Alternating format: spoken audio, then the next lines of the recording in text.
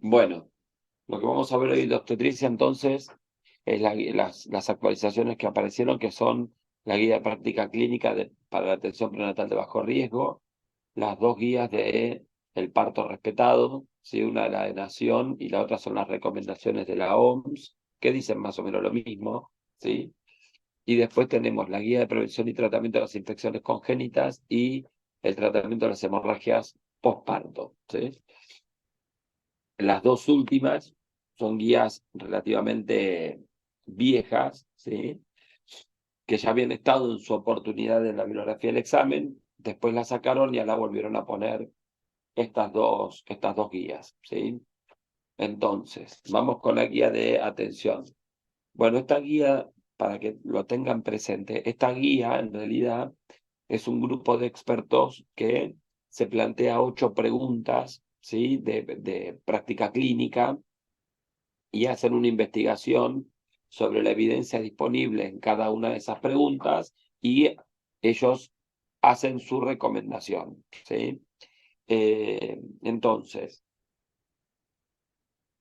no habla de todo el control prenatal.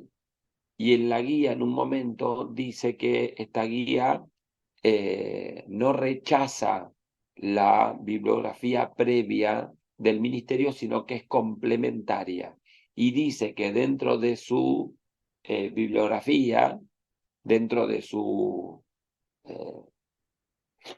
antecedente, la primera que nombra es la guía de control prenatal que es del año 2013, que es la que tenemos nosotros en el apunte, ¿sí?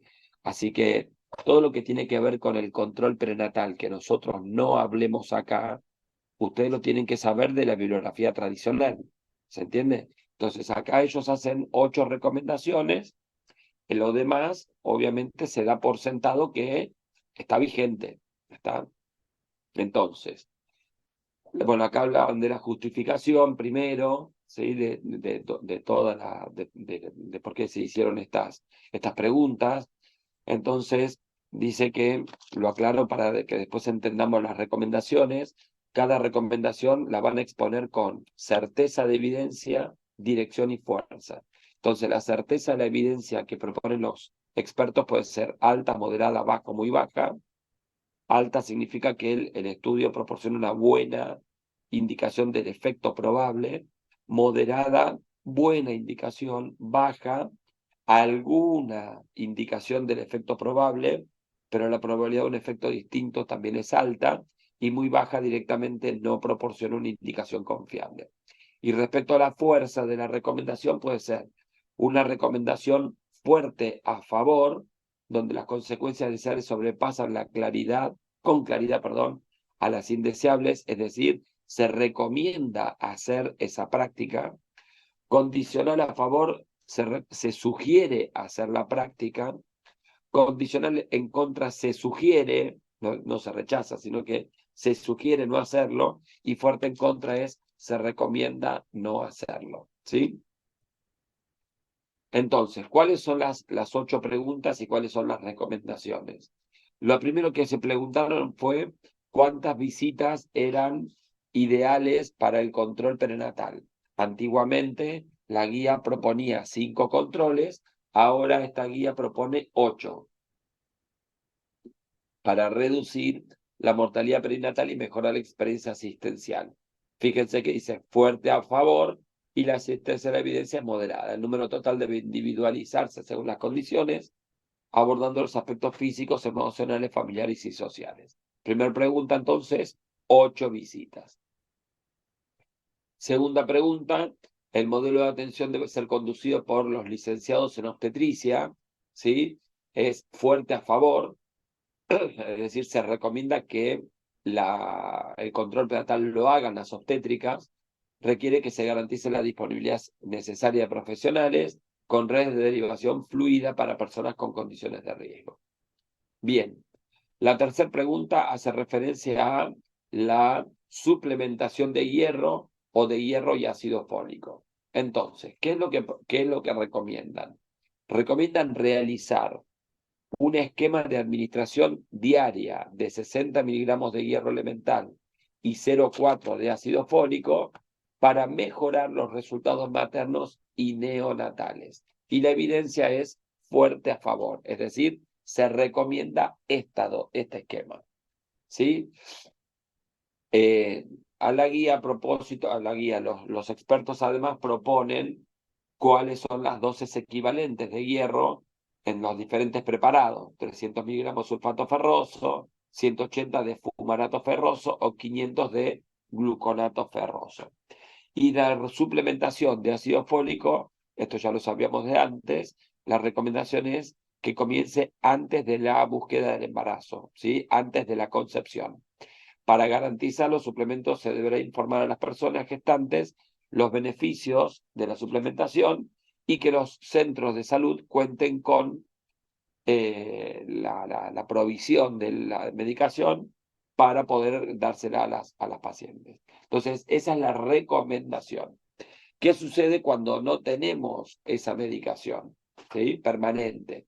Entonces dice que la opción B dice que hay que se recomienda realizar esquemas intermitentes solo en casos en los que no se puede asegurar la toma diaria. Es decir, si por algún motivo, distancia, lo que fuera, la evidencia que ellos recomiendan es darle igual el esquema intermitente. Y en ese caso lo que hacen es aumentar la dosis: 120 miligramos de hierro elemental y 2,8 de ácido fólico por vía oral una vez por semana. Si por algún motivo no lo pueden tomar diario, podemos recurrir al esquema semanal intermitente. ¿Estamos? Son las 10 recomendaciones para el aporte de ácido fólico. Ahora, claramente, el que se recomienda es el diario, ¿no es cierto? Bien. Punto número 4, y acá viene todo un problema que vamos a charlar unos minutitos. ¿Qué sucede con el testeo, la búsqueda, el screening de diabetes gestacional?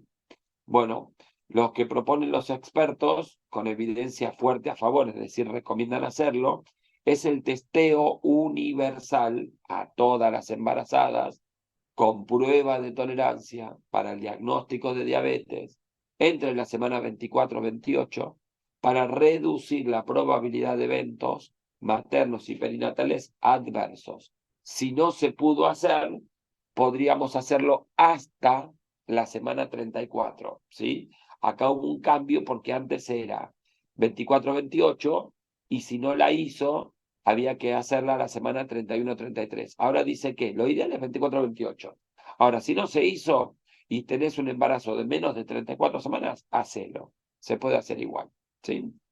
Bien, esto es lo que dice respecto de diabetes, la pesquisa de diabetes.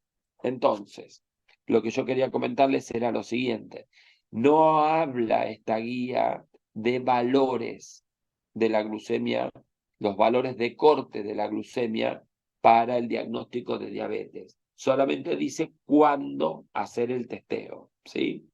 Si ustedes miran la bibliografía, van a ver que hay alguna discrepancia, no esta guía, la bibliografía, hay alguna discrepancia respecto de los valores de corte, ¿sí? Entonces, esta guía, como esto es les dije que era una búsqueda bibliográfica que hicieron los expertos, analizaron esos trabajos y sacan conclusiones.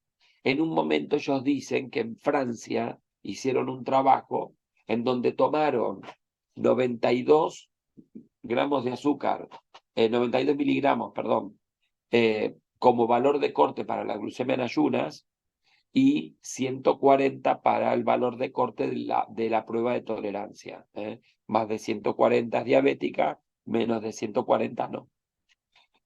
Según la prueba, ¿no es cierto? Bueno, pero eso es un trabajo. Lo aclaro por si alguno leyó esa guía, esta guía, van a encontrar sobre eso, pero ¿cómo? ¿Los valores? No, eso mostraron un trabajo que se hizo en Francia. La recomendación en nuestro país es que en ayunas se tiene que hacer la glucemia y el valor de corte para decir que la glucemia es patológica es entre 92 y 125, ¿sí? Si es mayor o igual a 126, se supone que la paciente es diabética previa. Igualmente, una glucemia patológica siempre debe repetirse, ¿sí? Siempre necesito 2 glucemias en ayunas patológicas para el diagnóstico. ¿Está claro hasta ahí? Menos de 92 es normal, de 92 a 125 es patológica, hay que repetirla, mayor o igual a 126 se considera diabética previa, pero hay que repetirla también para confirmar. ¿Está? Si la glucemia le dio menos de 92, a la semana 24-28 recomiendan hacer la prueba de tolerancia.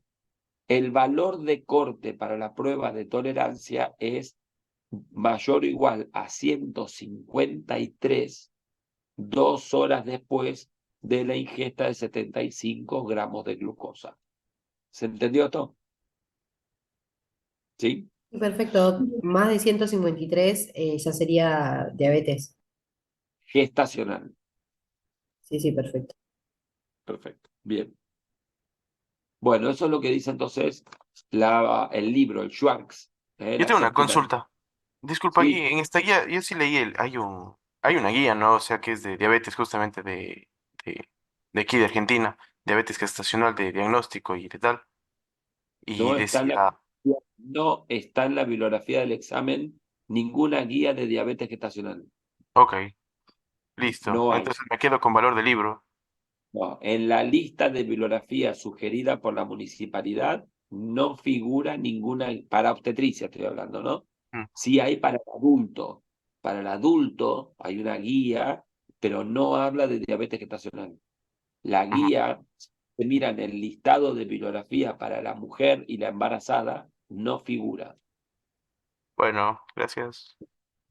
Y hay que tomar en cuenta el Schwartz. El problema que tienen también con el Schwartz, que esto me desayuné en estos días, es que cuando ustedes entran al link que está en la bibliografía sugerida de Nación, los manda a la 6ª edición.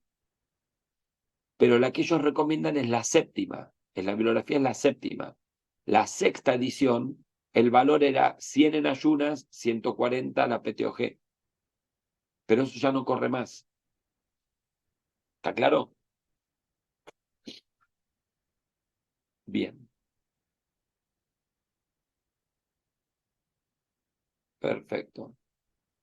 La quinta pregunta que se hacen tiene que ver con la gamma globulina anti-RH en mujeres RH negativas no sensibilizadas, es decir, que tienen prueba de CUMS indirecta negativa durante el periodo prenatal, y dice que es condicional a favor, es decir, se sugiere hacer la administración sistemática de la gamma globulina anti-RH a las embarazadas no sensibilizadas.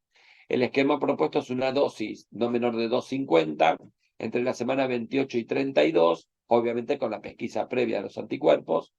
Se requiere acceso gratuito al medicamento y las pruebas de laboratorio en la primera consulta y luego en la semana 28.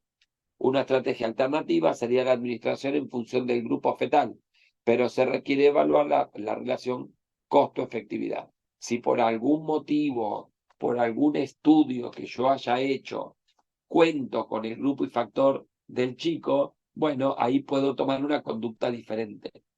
Pero eso necesito tener la certeza de cuál es el grupo y factor del chico. ¿Sí? Bien.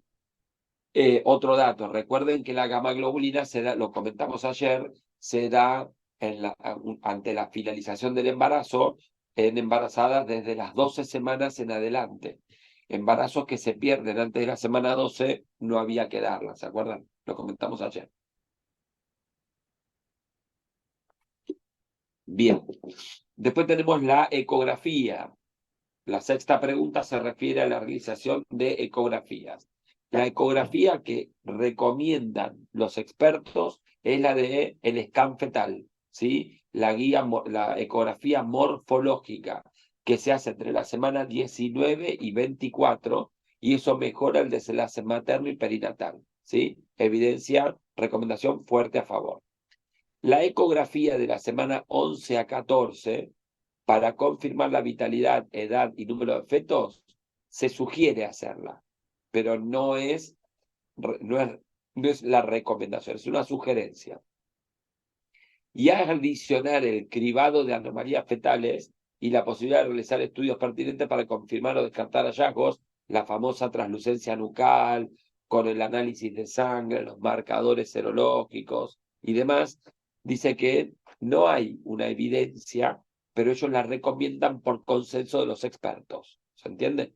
La recomendación no es ni fuerte a favor ni condicional a favor, es recomendación por consenso de los expertos. La ecografía antes de la semana 14 no debe reemplazar a la que sí se recomienda, que es la de las 19 y 24. La ecografía de las semanas 18 a 22 está garantizada para el estudio de la morfología fetal. ¿Estamos?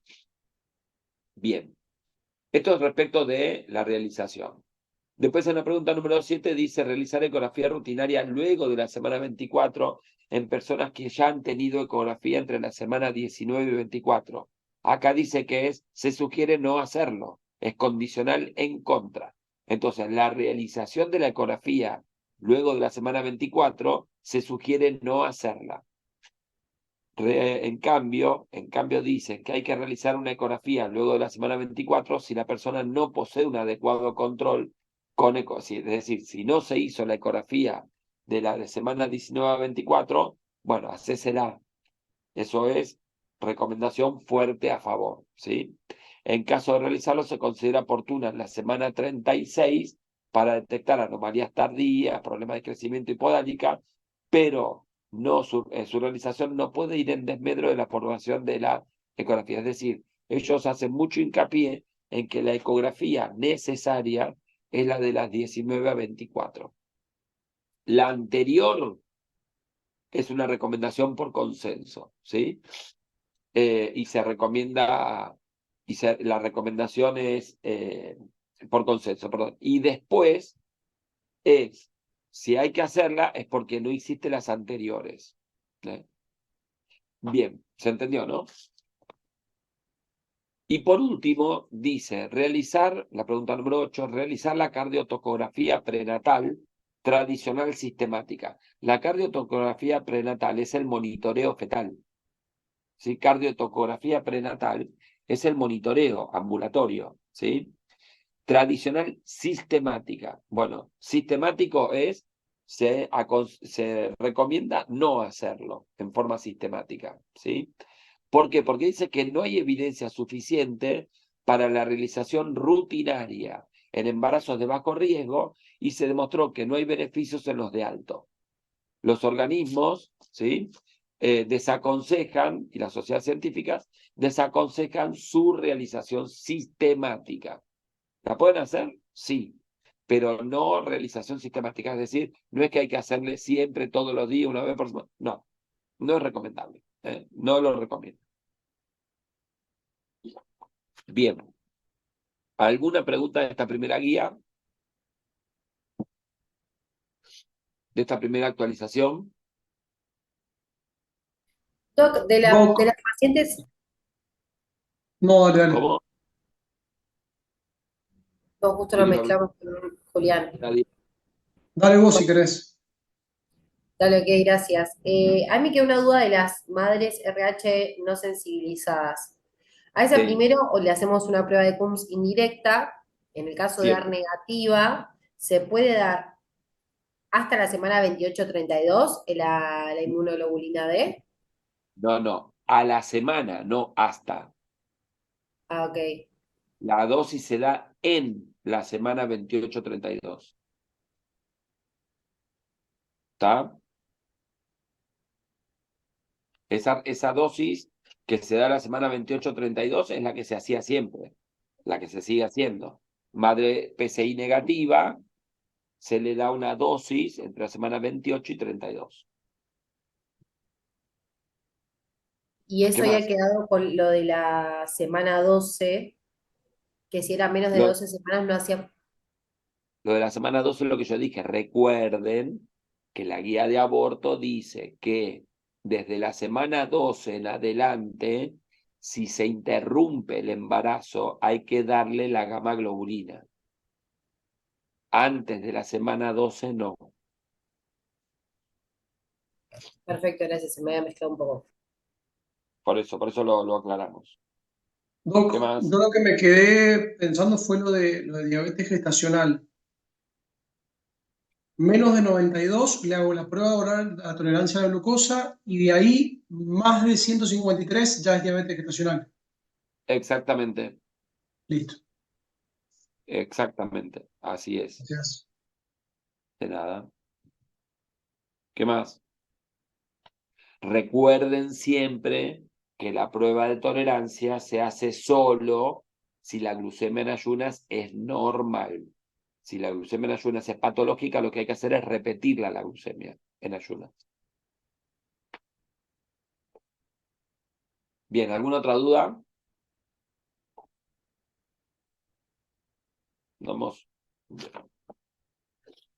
Bueno, Perdón, bastante. Sí, decime, Carolina. o sea, entre 92 y 125 por 2, diabetes gestacional. Sí.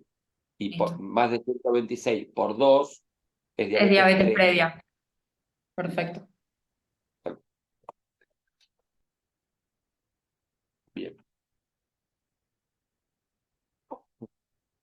Bueno, esta guía es un poco larga, pero en realidad son recomendaciones bastante lógicas, ¿sí?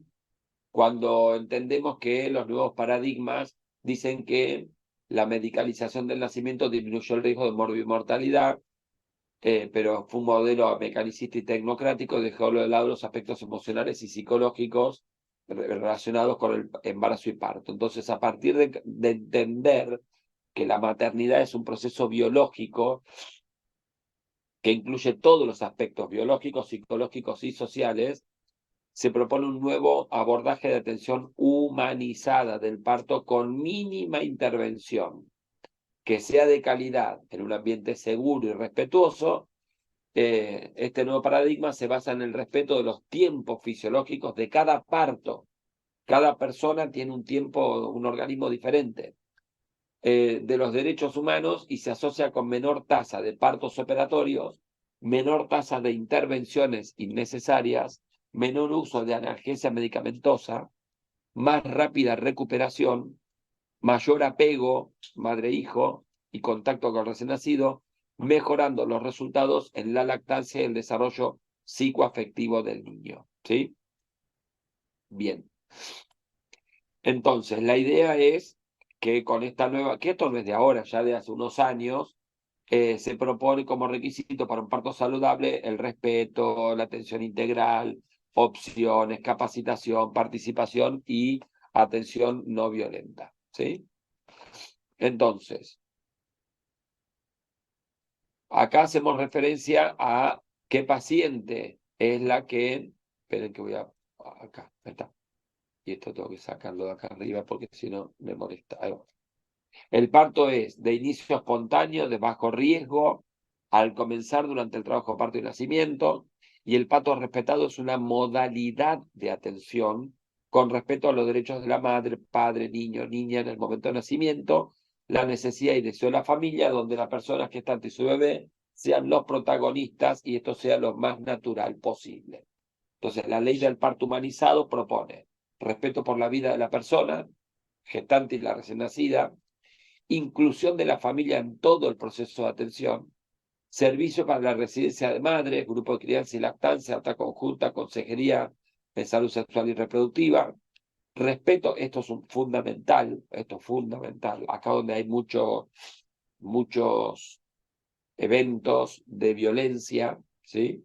Que tiene que ver con el respeto a las pautas culturales, religiosas, étnicas y personales de la gestante y su familia en el momento del nacimiento, ¿sí?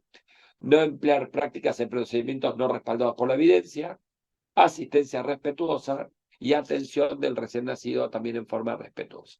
Entonces, a partir de ahí empiezan con las recomendaciones, ¿sí? Bueno, la recomendación dice, para la internación a partir de los 6 centímetros, ¿sí? Antes de los 6 centímetros, manejo ambulatorio. A partir de los 6 centímetros será internada con signo de trabajo parto, contracciones, relevamiento, centralización, borramiento y dilatación cervical de al menos 5 o 6 centímetros. El plan de nacimiento es un documento muy utilizado, ¿sí? En la práctica privada, más que nada, no en la práctica pública, pero es un documento en el que la pareja expresa sus preferencias, necesidades, deseos, expectativas durante el nacimiento. No planifica el desarrollo del parto, pero ante circunstancias imprevistas los profesionales aconsejarán la intervención más oportuna. Pero para el equipo es de ayuda porque facilita la comprensión y participación de la persona. No reemplaza la información, si bien se puede elaborar en cualquier momento, recomendarlo entre las 28 y 32. La asistencia con mínimas intervenciones podrá planificarse en familias que lo deseen, con control perinatal adecuado, sin patología asociada ni contraindicación, ¿sí?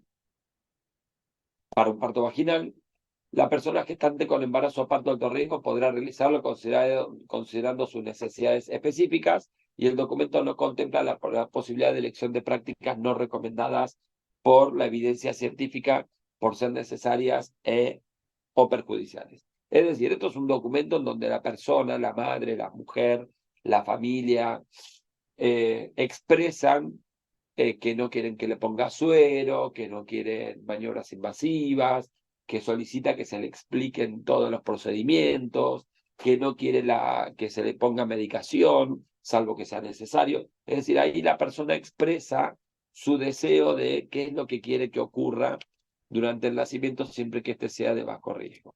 Siempre se propone el acompañamiento y apoyo durante el trabajo parto y parto. La habitación también tendría que estar equipada de forma hogareña, ¿sí? Con esferas, almohadones, telas, cajas de aromaterapia, música. Esto es muy, muy cómico porque esta guía del ministerio, caja de aromaterapia en un hospital público. A duras penas tenemos gasa y algodón y me están hablando de una caja de aromaterapia y música, ¿sí? Sí, banco de partos, con acceso a las duchas, no hay agua caliente. Esta ambientación aumentaría significativamente la probabilidad de tener un parto vaginal, disminuye las intervenciones médicas, como la analgesia epidural, infusión de oxitocina y la episiotomía, ¿sí? Y acá explica un poquito el tema de lo importante de el ambiente para el parto. Porque dice que el trabajo de parto fisiológico, el evento del nacimiento, es una de las funciones más primitivas que tiene el cuerpo humano, la de la reproducción, ¿sí? Involucra las áreas del cerebro más primitivas como son el hipotálamo y la hipófisis. Y es la parte responsable de liberar las hormonas para que se produzca el nacimiento. Cuando la persona se desconecta del mundo, se comporta como jamás lo haría cotidianamente, adoptando posturas y emitiendo sonidos insólitos. Los estímulos externos como luces, lenguajes, ruido, interrumpen este proceso involuntario activando el neocórtex, que libera adrenalina, aumenta la tensión, inhibe las contracciones y la salida natural del feto. ¿Sí? Bien. La posición que tiene que adaptar la madre durante el trabajo parto es la posición que ella considere libremente, ¿sí? No hay que restringir la movilización, ¿sí? La deambulación, nada. Puede hacer lo que necesite, lo que quiera y adoptar la posición que más le guste, incluso hasta culturalmente, ¿sí? Y ahí explica las ventajas de la posición vertical y demás. La venoclisis, el uso de sueros, ponerle un acceso periférico a la paciente. Dice que el abuso o el uso de sustancias glucosadas en el trabajo parto aumenta los niveles de glucosa e insulina, con el consiguiente aumento de glucosa y disminución del pH en sangre arterial del cordón umbilical. El aporte de 25 gramos de glucosa endovenosa puede producir hiperinsulinismo fetal e hipoglucemia neonatal. El uso excesivo de soluciones libres de sales puede producir hiponatremia en la persona gestante recién nacido. De ser necesario, se prefiere un té con azúcar. El uso rutinario disminuye la movilidad. Entonces, lo que acá propone es que la venoclisis tenga que ser evaluada a su necesidad, ¿sí? Para la analgesia propone varios mecanismos: la eutonía, la termoterapia, la hidroterapia, la estimulación eléctrica nerviosa transcutánea y otros como acupuntura, hierbas y aromaterapia. Son recomendaciones que no mejoran, algunos no tienen ni beneficio ni no beneficio, pero como la mujer la acepta y está convencida, ayuda, ¿sí?, en el momento del trabajo de parto. Acá tienen algunos condicionantes del dolor que reducen o aumentan el dolor, no los vamos a leer todos, pero acá tienen algunas condiciones que tienen que ver que aumentan el dolor, la contractura periférica, las cicatrices, la tensión en el segmento uterino inferior, la hipertonía, el umbral bajo al dolor, las adherencias, la falta de libertad de movimiento, la tensión, el miedo, ¿sí?, experiencias y relatos negativos sobre el dolor, la pasividad de la delegación, la ausencia de ayuda, ¿sí? Esto es lo que aumenta. Lo que disminuye movimientos pelvianos, el umbral alto para el dolor, la libertad de movimiento y de comportamiento, respeto a cada paciente de su propio ritmo, un entorno relajante, el apoyo del entorno, ¿sí? Bueno. En el trabajo de parto lo que se va a proponer es la evaluación con observación y examen de la persona gestante, con apariencia y comportamiento, contracciones, frecuencia, intensidad, duración y percepción, dilatación y descenso de la presentación. Para esto, nosotros contamos con un instrumento, con un gráfico que se llama partograma, que permite detectar la evolución insatisfactoria, ¿sí? Ahora, el parto lento pero progresivo no es una indicación necesaria. Se indicará ante un parto detenido y fíjense lo que ponen como límite. Cuando tiene una dilatación mayor a 6, bolsa rota y falta de progresión luego de 4 horas de adecuada dinámica o luego de 6 horas de usar oxitocina por hipodinamia sin lograr cambios. 4 horas, la que ya tiene 6 centímetros o más, 6 horas, ¿sí?, cuando la paciente no tiene cambios en la dilatación cervical. Bien. Bueno, el control de los latidos, siempre se propone la ocultación intermitente con el estetoscopio de Pinar, el monitoreo electrónico continuo, esto todo lo preguntaron, porque antes había otra guía que tenía los mismos conceptos más o menos, y siempre se preguntaban este tipo de datos. Pero de especificidad baja con alto porcentaje de falso positivo, lo que genera intervenciones innecesarias. Solo se recomendará en casos restringidos. Bien. Después sabemos que es fundamental el contacto precoz, piel a piel, y la primera hora, esto es más de neo que nuestro, ¿sí? En cuanto nace el bebé, sí, Perdón, ¿podemos volver un segundo atrás? Entonces, en la definición de parto detenido, ¿cuándo dabas la indicación de oxitocina? O sea, la primera, porque había una pregunta de Joy que creo que habíamos visto que era que justamente no cuando hay, puedes repetir la oxitocina, pero ¿cuándo das cuando, la primera? cuando hay una hipodinamia, no un parto detenido, cuando hay una hipodinamia, esa es la indicación. Cuando la paciente tiene menos contracciones que las esperadas en un momento del trabajo de parto. Entonces, si vos ya le pusiste oxitocina porque tiene hipodinamia y estuvo 6 horas con oxitocina y no lograste cambios, ahí ya tenés la indicación de la cesárea. Perfecto, gracias. La primera indicación que dice dilatación mayor a 6, bolsa rota, falta de progresión, luego de 4 horas de adecuada dinámica. Si tiene adecuada dinámica, vos no le vas a poner oxitocina, porque el riesgo es ahí que haga una hiperdinamia. ¿Se entiende? Sí, gracias. De nada. Bien. Bueno, el contacto precoz, en el momento del nacimiento, lo fundamental es poner al bebé en la panza de la mamá, que el bebé se contacte con el pecho de la madre, en el 90% de los casos, en los primeros 70 minutos. Aunque sea por unos minutos, se altera este proceso, disminuye la frecuencia de tomas exitosas. Es un hecho biológico influido por factores sociales, económicos y culturales. Y la lactancia exclusiva se establece cuando el recién nacido se alimenta solo de leche proveniente de la madre. No posponer actuaciones no urgentes como peso, talla y otros cuidados para permitir el mantenimiento del contacto precoz, ¿sí?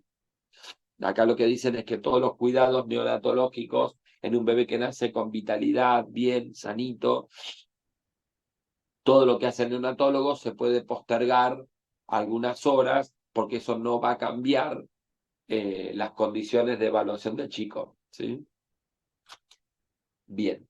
Entonces, resumen, se interna en fase activa del trabajo parto, acompañamiento por el profesional y acompañamiento por el entorno cercano, acondicionamiento hogareño del ambiente del parto, libre posición, evitar el uso de venoclisis, utilizar técnicas no farmacológicas para alivio del dolor, monitoreo de avance del trabajo parto por el partograma con línea de acción de 4 horas, tactarla cada 4, evitar romper la bolsa con conducción, evitar amniotomía, romper la bolsa con conducción oxitóxica temprana para prevenir el parto prolongado. Es decir, no hay que recurrir a la rotura de la bolsa y al goteo oxitóxico temprano cuando no se necesita. ¿Sí? Evitar el uso de antiespasmódicos, bucapina, evitar el uso de líquidos endovenosos para abreviar el parto, administrar líquido por boca e ingesta de alimentos. La mujer puede comer durante el trabajo de parto, movilización y adopción de posiciones erguidas y acompañamiento continuo,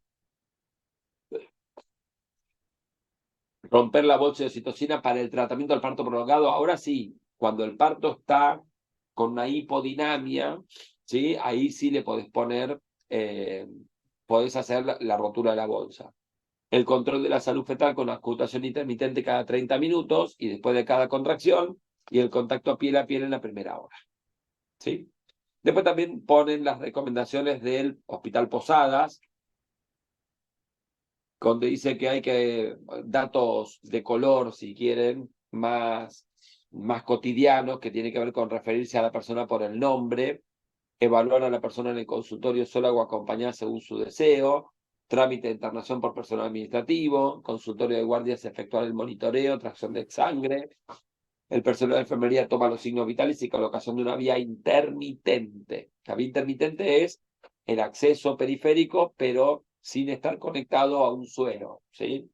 Se confecciona la historia clínica, el consentimiento informado y traslado a la sala de preparto. Para la historia de la... ¿Puedo hacer una pregunta? Sí, sí. Me parece haber escuchado que hay alguna ocasión específica para donde sí se hace amniotomía o rotura de bolsa. ¿Cuándo es? ¿O en ninguna circunstancia? Esa. Ustedes en un enunciado de un choice, si el enunciado ustedes lo están leyendo y describe un parto normal con bolsa íntegra, la bolsa no se rompe hasta la dilatación completa. ¿Sí? Ahora, cualquier dato patológico que encuentren en el enunciado, entonces lo primero que hay que hacer es romper la bolsa. La bolsa se rompe ante la evolución anormal del trabajo de parto, no para acelerar el parto. Perfecto, ¿Está? muchas gracias. Bueno, la historia clínica, el trabajo de parto y parto serán asistidos por los profesionales, el recién nacido será recibido por el neonatólogo y el personal de enfermería presente en el nacimiento. El trabajo de parto estará acompañada, incluso ante una cesárea, la posición más cómoda, no hacer monitoreo continuo, no colocar venoclisis rutinaria, registrar los controles cada 30 minutos, evitar los tactos reiterados, membranas ovulares intactas, ¿ves? Ahí tenés tu respuesta. Membranas ovulares intactas hasta la dilatación completa o ante la rotura espontánea. El goteo con oxitocina, con estricto control de contracciones y salud, será indicado por el motivo se indicará el motivo y la cantidad de oxitocina en el partograma, pero como les decía, es ante una hipodinamia y no utilizar antiespasmódicos. En el periodo expulsivo, evitar el pujo dirigido, no realizar la maniobra de Cristel, el que es empujarlo al bebé desde arriba. La paciente elige la posición que quiera, mantener una luz tenue, no hablar con la embarazada, ¿sí? Si lo tiene que hacer alguien, que sea una sola persona, reducir la cantidad de personas en la sala de parto, no se protegerá ni se deprime el periné, no se aconseja la episiotomía rutinaria, contacto piel a piel lo antes posible, madre-hijo, corte tardío del cordón, alumbramiento activo y cuidar la intimidad de la persona gestante y su acompañante. En el puerperio, permanece en la sala de partos hasta la evaluación del puerperio inmediato y de la lactante, es decir, las primeras 2 horas. Se fomentará la lactancia exclusiva, Los controles se harán en presencia de la madre, padre o acompañante. En caso de necesidad de traslado, será siempre acompañado. Bien. Y la OMS dice más o menos las cosas parecidas, ¿sí? La mayoría de los nacimientos no presentan factores de riesgo, ¿sí? Se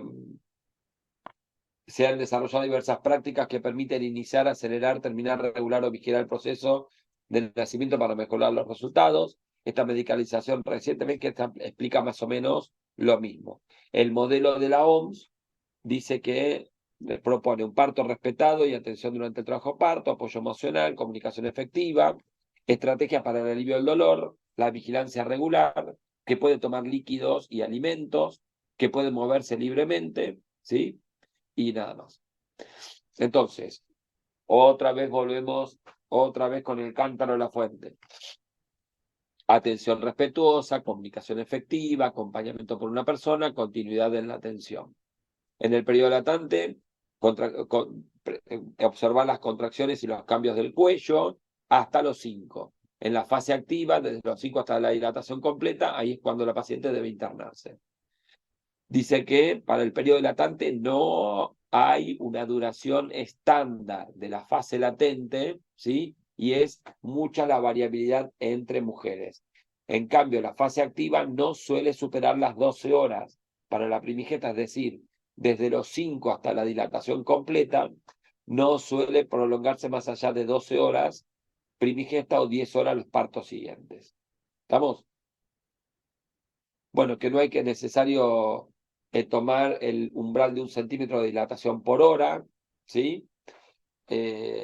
Ni tanto en el periodo dilatante para identificar la progresión anormal, es decir, cada paciente, porque no es que si no dilata 1 centímetro por hora ya tiene una progresión anormal, hay que tener en cuenta la condición de cada mujer. No es necesario recurrir a intervenciones médicas para acelerar el parto, no realizar perimetría clínica de rutina en embarazadas sanas. En el ingreso de la embarazada sana en trabajo parto espontáneo no es necesaria el monitoreo, solo el estetoscopio epinar. No se requiere del rasurado, no necesitan los enemas y los tactos cada 4 horas.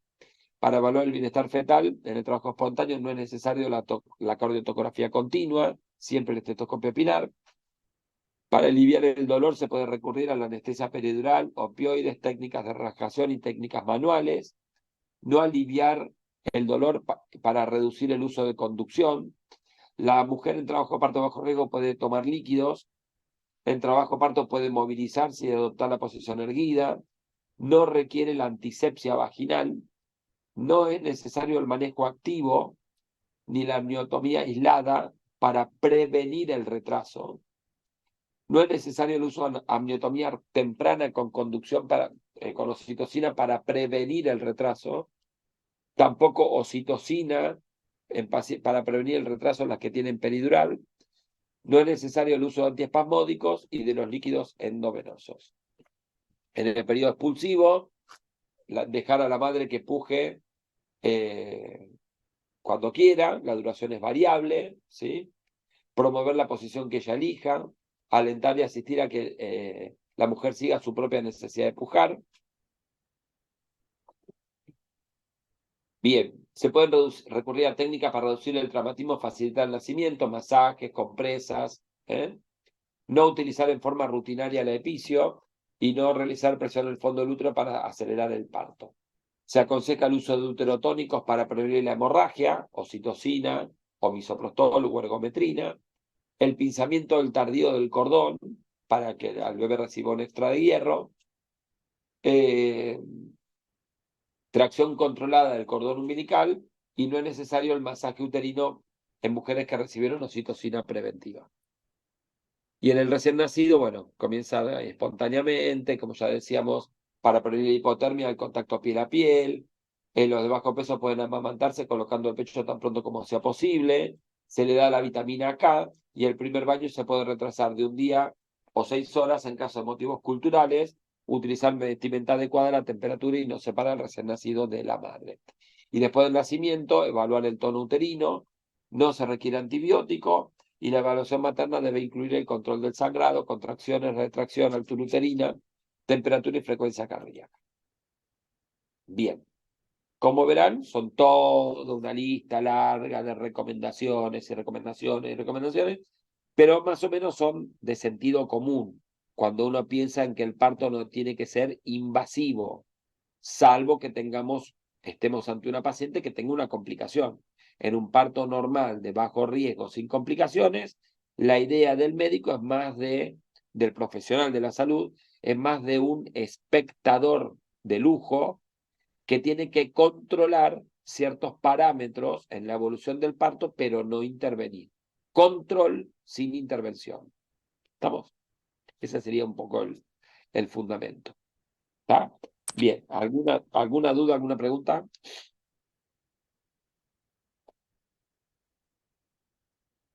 ¿Nada? Bien. Hola Doc, yo tengo una duda respecto un poco al tema de cuáles son las situaciones que me llevan a decidir hacer una cesárea.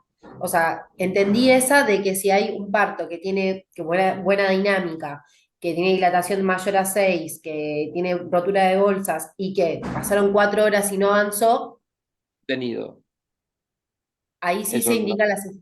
¿Cómo? Perdón. no, que justamente es eso, lo que estabas diciendo vos es la cesárea por un parto detenido. Claro, y después tenemos la otra situación, que es cuando está hipodinámica directamente, que le diste una dosis de oxitocina y pasaron 6 horas y sigue igual, digamos. Sí, sí, ¿Hay es otro así. parámetro que nos puedan ayudar, tipo, no sé, los latidos fetales o algo que pueda decir, hago la cesárea o no? Eso, ese ya es el parto patológico. Ante una distocia, un parto patológico que no se puede resolver, y ahí vas a tener que hacer una cesárea. Los latidos, una hipertonía, la hemorragia de la madre, bueno, cosas patológicas. No hay mucho para la cesárea, no se indica porque sí en un parto normal de bajo riesgo. Las indicaciones fundamentales son las que dijiste vos, más que al bebé, por ejemplo, a último momento le bajen los latidos, que tenga una bradicardia fetal, un sufrimiento fetal agudo sería. Entonces ahí haces la cesárea de urgencia porque en el transcurso del trabajo de parto el bebé no la pasó muy bien, pero nada más. Perfecto, entonces me quedo con las dos situaciones que mencioné y agrego una bradicardia fetal que, bueno, pueda determinar mi cesárea. Cardia no, cualquier condición que vos leas que te está marcando que el bebé está sufriendo. Bradicardia, taquicardia. Perfecto, gracias. Lean del libro o del apunte, si lo tienen, cuáles son las condiciones de diagnóstico de un sufrimiento fetal agudo. El sufrimiento fetal agudo se puede presentar en cualquier momento, pero generalmente, por no decirlo siempre, se presenta en el trabajo de parto. Entonces, cuando hay un trabajo de parto con un sufrimiento fetal agudo, si están dadas las condiciones para un forceps, dilatación completa y presentación encajada, le voy a hacer el forceps. Y si no, le tengo que hacer cesárea. Pero no hay otra indicación. Obviamente, esto no está en la guía, no lo dice ninguna de las guías, porque están hablando tanto del parto, del parto, del parto, lo mismo que de la lactancia. Las chicas actuales no quieren dar la teta. Las chicas más jóvenes ahora no quieren dar la teta. Pero también está el deseo de la mujer. Nosotros es un clásico que a mí me vienen al consultorio embarazadas de 12 semanas, 20 semanas, y ya me lo dicen, yo no quiero parto. No, pero mira, yo no quiero parto. Eso es una indicación de cesárea electiva por decisión materna. Yo no puedo hacer nada. Nosotros somos un instrumento para que la mujer pueda cumplir su deseo y tenga un nacimiento feliz. Punto. Esa es la idea. Ahora, para disminuir los riesgos del bebé y la mamá en el trabajo de parto, lo que hay que tener en cuenta es que aparezcan variables como por ejemplo el sufrimiento fetal agudo, una taquicardia, una bradicardia, una hipertonía materna, un desprendimiento de placenta. Voy a decir, bueno, lo tengo que operar de urgencia. ¿Está? Ok, perfecto, gracias. Puedo hacer una pregunta.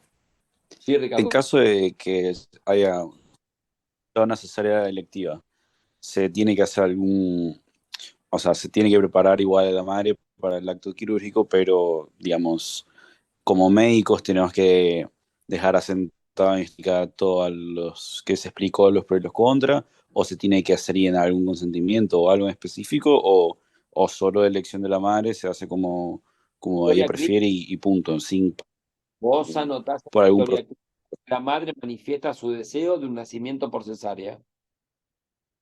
Se le explica a la madre ventajas y desventajas de su decisión. La madre comprende y asiente o confirma y firma el consentimiento formal y ya está. Se deja sentado que fue una decisión de la madre. Vos no podés perfecto. negar.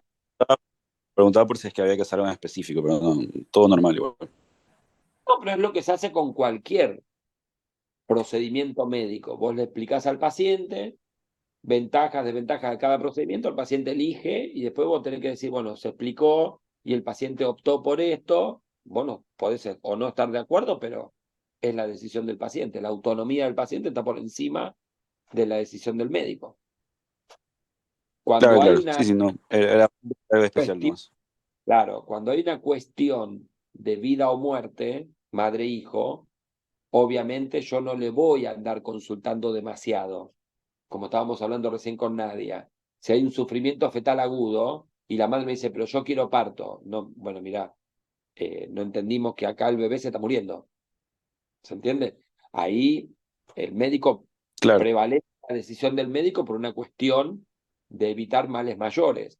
Pero si está todo perfecto, la madre elige la cesárea, escribís en la historia clínica, señor, la señora, otra, me firme, chao. Y listo. Perfecto. Muchísimas gracias. Ah, lo mismo pasa cuando la mujer mayor de 16 años opta por una ligadura de trompas. Vos decís, a los 16 años te querés ligar la trompa.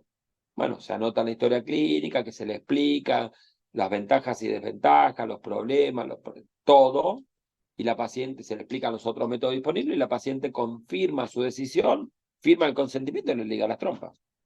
Chao. El paciente tiene autonomía. Buenísimo.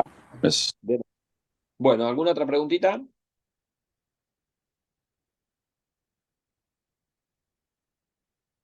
Bueno, esperen un poquito. Vamos a la actual. Acá. Bien. Bueno, como les dije hoy más tempranito, cuando empezamos, les dije que de las infecciones congénitas y perinatales, la única que yo no doy es VIH, ¿sí? Porque siempre lo da la gente de infecto. Lo que vamos a ver nosotros ahora es el resto de las infecciones congénitas y perinatales, empezando por sífilis. Lo primero que describe la guía son las etapas de la sífilis, pero estas son conocidas por ustedes: primaria, secundaria, latente temprana, latente tardía y terciaria. Creo que no merece que nos detengamos acá porque esto es algo conocido por todo el mundo. Lo deben haber visto también en infecto o en clínica, ¿sí? La transmisión vertical es más probable cuando la enfermedad está en actividad en la madre, menos probable en la latencia temprana, excepcional en la tardía y la terciaria. El embarazo complica las lesiones genitales por la congestión vascular. En la embarazada, la enfermedad se puede manifestar con retardo de crecimiento, hidrops fetal no inmunológico, neumonitis, miocarditis y síndrome TORCH. El síndrome TORCH, el bebé tiene patomegalia con aumento de transaminasas, ictericia con hiperbilirrubinemia a predominio directo, esplenomegalia, anemia hemolítica, leucocitosis, trombocitopenia y proteinuria. ¿Sí? Bien. Bueno, el diagnóstico entonces. Sabemos que a todas las embarazadas les vamos a pedir en la rutina de control la prueba no treponémica. Si en la evaluación clínica o la paciente nos refiere el diagnóstico reciente a su pareja, podríamos llegar a hacer el campo oscuro. Pero en la práctica, lo más utilizado son las pruebas no treponémicas. Entonces se pide BDRL en la primera consulta. Si esta da negativa, se repite una en el tercer trimestre y otra en el puerperio inmediato, ¿sí? En el día del nacimiento. Bien. Si la BDRL da positiva, fíjense la recomendación, iniciar el tratamiento y confirmar con la prueba treponémica. Si la prueba treponémica da negativa, se supone que era un falso positivo de la BDRL, suspendemos el tratamiento, pero si da positiva, confirmamos el diagnóstico de sífilis, completamos el tratamiento con penicilina y le hacemos control mensual, con BDRL hasta el parto y buscar otras ITS. Y también hay que buscar los contactos de la pareja, de la persona. Entonces, esta guía dice que si se conoce el estadio de la sífilis, se pueden dar 2 dosis de penicilina. Pero en general nosotros no conocemos, tiene que ser muy clara la pregunta para que diga que la paciente tiene un diagnóstico reciente, como para que yo le indique 2 dosis. Pero en general se le indican 3 dosis repetidas cada 7 días de 2.4 millones de unidades intramuscular de penicilina G benzatínica. Y si se desconoce el estadio, 3 dosis. ¿Sí? En caso de diagnosticarse en el último mes, tratamiento ambulatorio con ecografía fetal normal. Si tiene hallazgos compatibles con infección fetal, internación y tratamiento endovenoso. El seguimiento es con BDRL mensual hasta el parto. Recuerden que los títulos pueden permanecer altos en los primeros 3 meses y comienzan a descender después de los 6 meses. Los controles sirven para descartar ascensos que se interpretan como reinfecciones y en algunos pacientes pueden quedar títulos residuales de la BDRL como cicatriz serológica. ¿Sí? El dato de la persona alérgica a la penicilina. Recuerden, acá lo único que tienen que saber, no tienen que saber las dosis ni cómo es el esquema. El único tratamiento efectivo para el feto es la penicilina, ¿sí? Entonces lo que hay que hacer es internar y desensibilizar a la embarazada con sífilis por alergia a la penicilina. ¿Estamos? Bien. Los intervalos, bueno, acá dice cómo se debe administrar y recuerden que en la embarazada puede ocurrir la reacción de Herxheimer en personas tratadas en estadios tempranos de la infección, que tiene que ver con la respuesta, la muerte masiva de la bacteria, entonces hace como una reacción a la curación, sería. Fiebre, escalofríos, mialgia, cefalea, hipotensión. En embarazadas puede haber contracciones de distrés y muerte fetal intraútero. Se recomienda una ecografía previa al tratamiento. Si hay evidencia ecográfica de infección, se sugiere internación y monitoreo. Se considera que la mujer fue correctamente tratada cuando recibió 3 dosis de penicilina y la última dosis fue un mes antes del parto, con controles con BDRL estables o en descenso. Bien. Chagas. Chagas no hay mucho por decir. Cuando yo le pido la serología para Chagas a una mujer que está embarazada, lo único que tengo que hacer es avisarle al neonatólogo para que le haga la detección al recién nacido y el tratamiento. Porque el Chagas en el embarazo no se trata, ¿sí? No se indica tratamiento, porque es teratogénico. ¿Estamos? Así que yo no, lo único que quiero saber por el chat es para ver si le aviso al neonatólogo o no para el seguimiento posterior. No hago nada más. Respecto al estreptococo betamonítico, saben que es un germen que es patógeno selectivo para la embarazada, el recién nacido, causa de morbilidad materna y neonatal. Si bien la madre puede tener infecciones complicadas, la gran mayoría de las veces es asintomática, porque el bicho, el estreptococo, forma parte de la flora del tracto gastrointestinal que puede colonizar secundariamente el tracto genitourinario y la faringe. Bien. Entonces, fíjense que para la embarazada la aportación genital no tiene valor patógeno. Durante el embarazo puede haber bacteriuria asintomática, infección urinaria, complicaciones que resuelven sin secuelas. Y las complicaciones graves para la madre son excepcionales, ¿sí? La detección de bacteriuria por estreptococo es un marcador de colonización materna. Entonces lo que vamos a hacer es el hisopado vaginal y perianal a las embarazadas entre la semana 35 y 37. Si es negativo y el nacimiento no ocurrió entre las 5 semanas, hay que repetirlo. Y acá viene el dato importante. El hisopado vaginal y perianal no se le hace a todas las embarazadas entre la semana 35 y 37. Porque si la mujer ya tuvo antecedentes de ITU o bacteriuria en el embarazo actual, o antecedentes de un hijo anterior con infección por estreptococo, no hace falta que la vuelva a cultivar. Le voy a dar el tratamiento antibiótico directamente. ¿Sí? Entonces, PEN y YAMPI son los tratamientos de elección para profilaxis intraparto.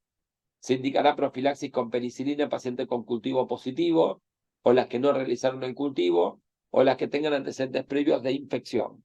Se comienza 4 horas antes y hasta el alumbramiento. ¿Estamos? Las que van a cesárea no requieren la profilaxis. Y ahí tienen un poquito las dosis. Tengan en cuenta que preguntaron el año pasado o el anterior el uso de la clindamicina cuando la paciente era alérgica, ¿sí? 900 miligramos cada 8 horas. Preguntaron la clinda. Bien. Respecto a la hepatitis B, originó un importante número de portadores crónicos, ¿sí? La razón de la circulación del virus, no altera el curso del embarazo, obviamente a menos que la madre no tenga una hepatitis fulminante, obviamente, ¿sí? Y no se relaciona con malformaciones. El curso del embarazo no difiere al resto de los adultos, es igual, 50% asintomáticos, 30% de formas ictéricas, 1% de formas fulminantes y 10% se vuelven portadoras crónicas. La hepatitis en el primer trimestre no produce ni malformaciones ni abortos. Y la transmisión se produce en la mayoría de los casos en el momento del parto. Solo el 5% adentro del útero. Y el riesgo de infección depende de la infectividad del suero materno. ¿Cómo puedo saber si el suero materno es infectivo? Bueno, en todo control prenatal, lo que yo voy a pedir es el antígeno S. Solo el antígeno S. Si el antígeno S da positivo, a ver si lo tenía por acá, ven que en los escenarios habla de el antígeno S solamente, ¿sí? Entonces yo le pido el antígeno S, que es para diagnosticar la infección aguda y crónica. Y cuando es reactivo, puede haber transmisibilidad, ¿sí? Entonces, con el antígeno S positivo, lo que yo voy a hacer a continuación es pedirle a la embarazada el resto de la serología y que vaya a ver al especialista. Si el anticuerpo, el antígeno S da negativo, no hago nada. ¿Sí? El anticuerpo anti-S indica vacunación o exposición natural. El anticuerpo IgG anticore indica infección actual o pasada. Y la IgM es la que indica infección reciente. Entonces, cuando la embarazada toma contacto con una persona con hepatitis B aguda o portación crónica, se solicita la serología y en caso de ser negativo, le voy a dar por un lado la gamma globulina y por el otro lado la vacuna. Entonces, la estrategia fundamental es la detección precoz, adecuado y oportuno tratamiento. Si el recién nacido una mujer con antígeno S y E son reactivos, no recibe la profilaxis, el bebé tiene un 90% de probabilidad de tener la infección crónica a los 6 meses. En cambio, si el E es no reactivo, la probabilidad de infección es menos del 10%. Entonces, en los 3 escenarios, antígeno S positivo y no reactivo en la pareja, se comienza la evaluación inicial, derivamos al especialista, que evalúa la indicación del tratamiento antirretroviral en el tercer trimestre para prevenir la transmisión vertical. Se indica la profilaxis a la pareja y se programa la profilaxis para el recién nacido. Si el antígeno S fuera no reactivo en ella, pero sí en la pareja, hay que tener en cuenta que ya se pudo haber infectado. Entonces, ¿qué le voy a indicar? La profilaxis, vacunación y gamma globulina. ¿Estamos? Y la voy a repetir en el tercer trimestre. Si es reactivo, se infectó. Y si es no reactivo, listo, no pasó nada con la embarazada. Y si es reactivo en los dos, actúo como en el primer caso. Comenzamos la evaluación, profilaxis para el recién nacido y la aplicación de la IgG anti-hepatitis B no debe exceder los 14 días del último contacto sexual. Y la vía de parto, si bien el 95% se contagian, de los chicos se contagian el día de nacimiento, se vio que el parto por cesárea o el parto por vía vaginal no modificaron ese riesgo, con lo cual no está indicada la cesárea en madres con hepatitis B. Obvio, a menos que lo requiera la condición obstétrica, ¿no? Toxo, recuerden que toxo, el problema es que el toxo en el primer trimestre es menos frecuente, la transmisión vertical es menos frecuente, pero puede tener secuelas graves. En el resto del embarazo, a medida que aumenta el embarazo, hay mayor riesgo de transmisión fetal, de infección fetal, pero esto tiene secuelas menos graves. Entonces, el diagnóstico lo hacemos por la IgG en muestras pareadas o por seroconversión. un único título positivo no nos sirve para determinar el momento. Entonces, nosotros en el control prenatal pedimos IgG, IgM, antitoxo. Si la IgG da positiva y la IgM negativa, se considera que la infección es vieja. Si las dos dan positivas, significa que hay que confirmar con otros métodos. Puede ser el test de avidez o muestras pareadas. Test de avidez, alta avidez, significa que la infección es pasada. Muestras pareadas, hay que repetirlo en 14 días. ¿Sí? Bien. Cuando el primero se hizo tardío, no se puede evaluar correctamente. Entonces, si la paciente tiene serología negativa, en el primer control se repetirá en cada trimestre y se indicará medidas higiénicas y dietéticas. Una vez que la paciente tenga infección aguda, debería recibir tratamiento hasta el final del embarazo, siendo importante la instauración del tratamiento dentro de las primeras 3 semanas, y la única vez que preguntaron las drogas, el tratamiento incluía las 4 drogas juntas: espiramicina, hiperemetamina, sulfadiazina y ácido folínico. Ahora, ustedes tengan en cuenta que la pirimetamina y la sulfadiazina no pueden utilizarse ni en el primero ni en el tercero. ¿Sí? Pero eso no lo preguntaron. Preguntaron el nombre de las 4 drogas. Bueno, citomegalo, nada, sabemos que puede permanecer de por vida como infección latente después de la infección primaria, ¿sí? La infección materna primaria, como las reactivaciones, pueden dar infección fetal.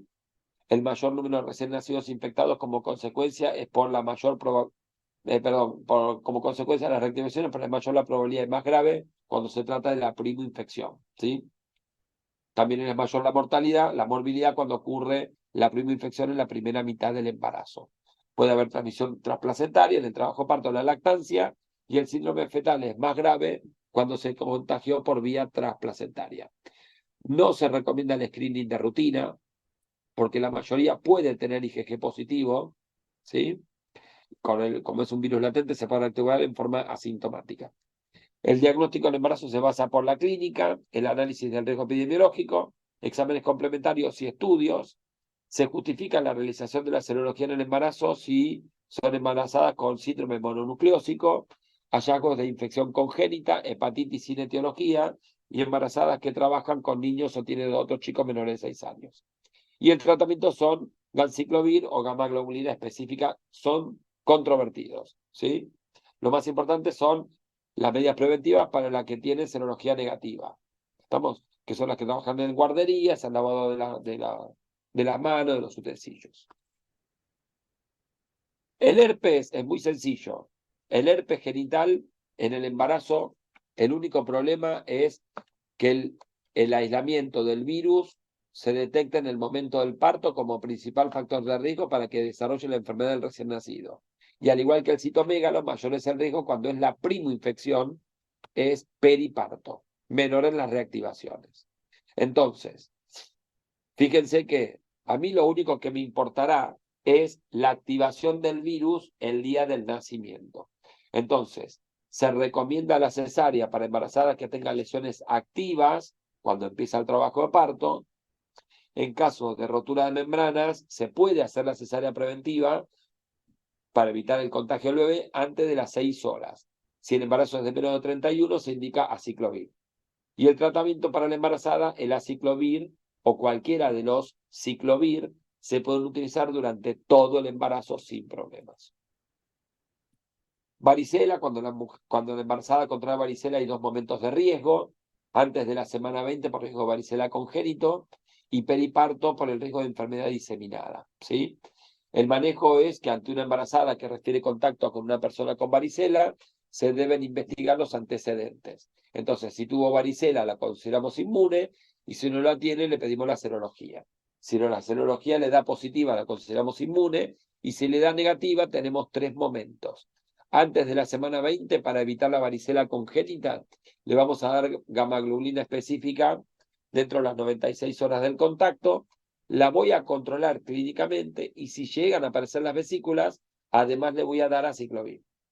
20 a 34, la profilaxis del contacto, y más de 34, aciclovir cuando aparezcan las vesículas, ¿sí? Ahora, si esto ocurre 5 días antes del parto o 2 días postparto, acá el bebé es el que tiene riesgo de hacer una enfermedad diseminada. Entonces el tratamiento es para el recién nacido con gamma globulina endovenosa. La rubiola, saben que es de las exantemáticas de la infancia la más tonta, ¿sí? La más inocua, raramente se complica. Ahora, el problema lo tenemos con la mujer embarazada, que el riesgo para el embarazo es mayor cuando la viremia ocurre 12 días después de la menstruación y hasta la semana 20, cuanto más temprano, peor. Entonces, la única prevención que tenemos de la rubiola es la vacunación, que no puede hacerse durante el embarazo. Ahora, si una mujer está vacunada previamente, aun cuando estuviera vacunada, debería conocer su condición inmunológica y si todavía no tiene anticuerpos, vacunarse. ¿Sí? Si en el primer control surge el antecedente no haber sido evaluada o el resultado fue negativo, habría que pedir la serología. La infección previa se diagnostica por la IgG y si la paciente tuvo contacto con rash o contacto menos de 7 días con alguien con rubiola durante el embarazo y no fue previamente testada, hay que descartar la infección aguda. Entonces, ¿qué le voy a pedir? La IgG.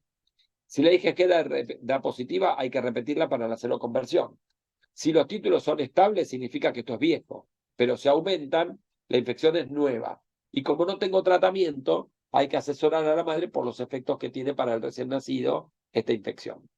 Si el resultado es negativo, se considera susceptible, le voy a dar la gamma globulina y repito la IgG 14 días. ¿Sí?